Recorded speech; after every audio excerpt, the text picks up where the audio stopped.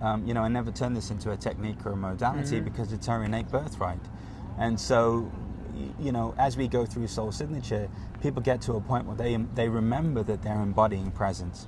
You see, we don't see the divinity in ourselves, but because we feel, so inadequate in who we are, we don't love ourselves, or we feel unworthy. We project that on everyone else, and whoever that person is. And so we're ending that as well. And what we're saying is, no, you're embodying presence. You're the divine being. You've got the light. You're your own source of wisdom. You're your own source of power. And that's the emerging paradigm, because it's not based in fear, lack, or scarcity. All right, and that is why I'm doing this show, so I can remind myself and others of this presence that we are. There are different phases of remembrance. Like for me, you can go and have these experiences and they're peak experiences, but there's also the integration of your humanity. There's also the embracing of who you are in your daily life. There's being an effective human being. So many light workers don't live an effective life. Like, they're always like... No money, health is no good. And so it's about being effective in the world. It's about living as an expression in the world where you can translate to everybody. Otherwise, there's no point.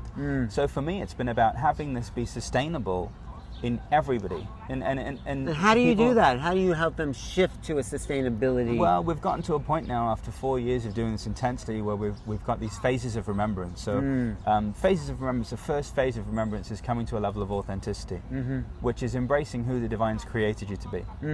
So often in life... Wait, let me absorb that. Yeah. So the level of authenticity. Funny I can't say the word. But that level of authenticity is the pure consciousness, essence that we are, that you help people remind them of. Yeah. And you do that how? By Soul Signature, like we're doing at Omega. So basically it's 5 days.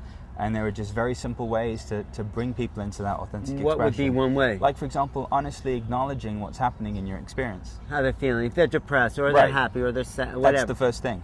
Be where Working you are. with your reality. Not trying to... I say to spiritual people up to their neck in dung, always trying to smell the flowers. Wait, they're what? Up to their neck in crap, always trying to smell the flowers, And what they miss is that's actually the fuel that you need on your journey. You're actually missing the dung. Right. So embrace it, embrace your sadness, embrace your anger. Because they're always trying to rise above and say, let's be positive, and they're not seeing where they're really at. No. So that is a big problem in the spiritual world. Look at where you are instead of trying to be where you would like to be and pretending it doesn't exist. Right.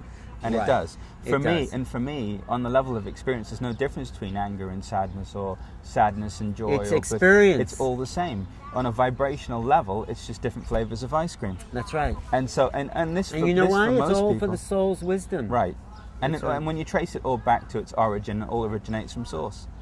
It all does. And we're here to experience it all. We are. And that's the part that people miss, that they're trying to, do things to, falsely inflate their identity instead of really dealing with who they are right now. Well,